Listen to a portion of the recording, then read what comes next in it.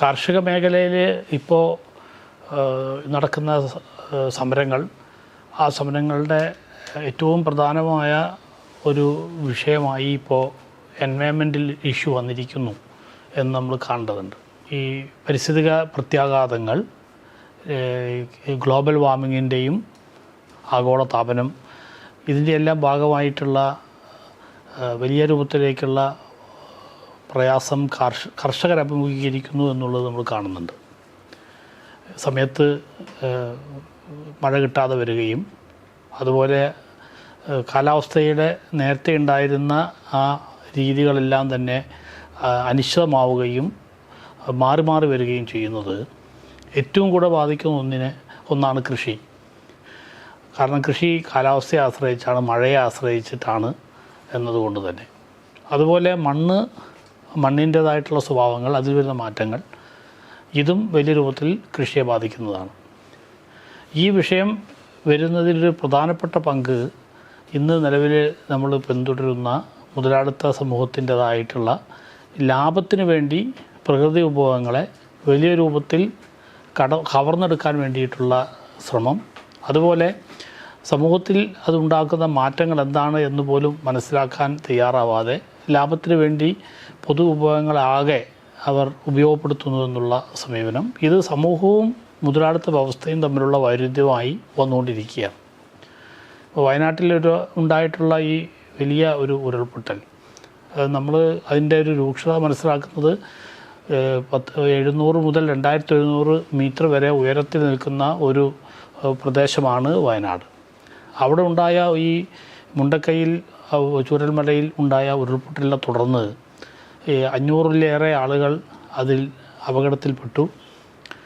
അതിൽ തന്നെ ആ മൃതദേഹങ്ങൾ കിലോമീറ്ററുകളോളം ചാലിയാറിലൂടെ ഒഴുകുകയും അതുപോലെ സമുദ്രത്തിലുൾപ്പെടെ ചെന്നടിയുകയും ചെയ്തിട്ടുണ്ട് എന്നാണ് ഇപ്പോൾ വിലയിരുത്തപ്പെടുന്നത്.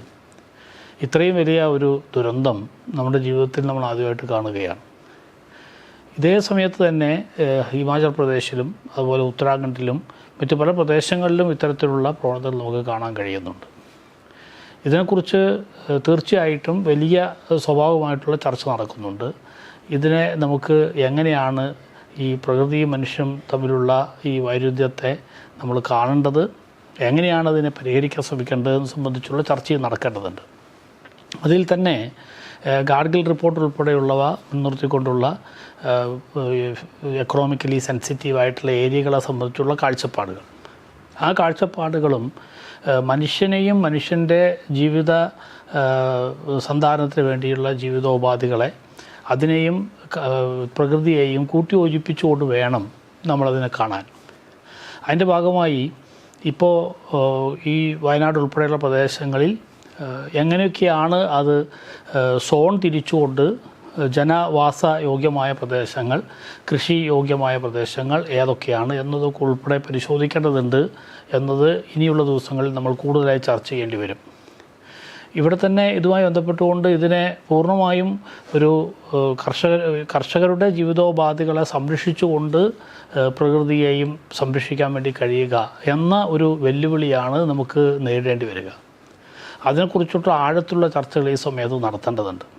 ഇപ്പോൾ അതിലേറ്റവും പ്രധാനമായും ഇന്നലെ ഈ മന്ത്രിമാരായിട്ടുള്ള രാജൻ റവന്യൂ വകുപ്പ് മന്ത്രി, അതുപോലെ മുഹമ്മദ് റിയാസ് നിർമ്മാണ വകുപ്പിൻ്റെ മന്ത്രി, അതുപോലെ ആദിവാസി വികസനത്തിൻ്റെ മന്ത്രിയായിട്ടുള്ള കേളു എന്നിവരുമായി ഞങ്ങളൊരു ചർച്ച നടന്നപ്പോൾ ഞങ്ങളതിൽ ഏറ്റവും കൂടുതൽ ഊന്നൽ കൊടുത്ത ഒരു കാര്യം, ഈ റീഹാബിലിറ്റേഷൻ പദ്ധതിയിൽ നമ്മൾ ഉൾപ്പെടുത്തേണ്ട ഒരു പ്രധാനപ്പെട്ട ഘടകം, അതിൽ ഈ തകർന്നുപോയ കെട്ടിടങ്ങൾ, വീടുകൾ ഉൾപ്പെടെ അവ പുനഃസ്ഥാപിക്കുക, അത് ഉചിതമായ പ്രദേശത്ത് എന്നത് ചെയ്യുന്നതോടൊപ്പം തന്നെ ഈ ജനവിഭാഗങ്ങളുടെ തൊഴിലും അതുപോലെ അധിക വരുമാനവും ഉറപ്പുവരുത്താൻ ഉൽപ്പാദന മേഖലയിൽ എങ്ങനെ സാധിക്കും, അതിൽ ഈ സ്വകാര്യ ലാഭത്തിന് ഊന്നൽ കൊടുക്കുന്ന കാർഷിക വ്യവസ്ഥയ്ക്ക് പകരം സാമൂഹ്യ നന്മയ്ക്ക് ഉതകുന്നതും അതുപോലെ തൊഴിലും ആധുനികമായ ന്യൂ ജനറേഷൻ എംപ്ലോയ്മെൻ്റ് എന്ന് പറയാവുന്ന വിധത്തിലുള്ള തൊഴിലുകൾ, പ്രത്യേകിച്ചും ഭക്ഷ്യ സംസ്കരണ മേഖല,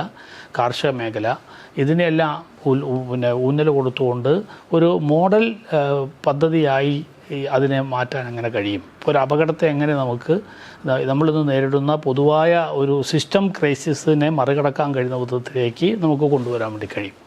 അതിൽ കർഷകരുടെ, പ്രത്യേകിച്ചും അവിടെ ആ പ്രദേശത്തുള്ള ചെറുകിട കൃഷിക്കാർ, തോട്ടം തൊഴിലാളികൾ, ഇവരുടെ പ്രൊഡ്യൂസർ കോഓപ്പറേറ്റീവുകൾക്ക് വലിയ പ്രാധാന്യമുണ്ട്. ആ പ്രൊഡ്യൂസർ കോഓപ്പറേറ്റീവുകൾ പക്ഷേ പൊതുമേഖലയുടെയും അതുപോലെ സർക്കാർ ഏജൻസികളുടെയും പിന്തുണയോടുകൂടി മാത്രമേ നമുക്ക് വികസിപ്പിച്ചെടുക്കാൻ വേണ്ടി കഴിയുകയുള്ളൂ.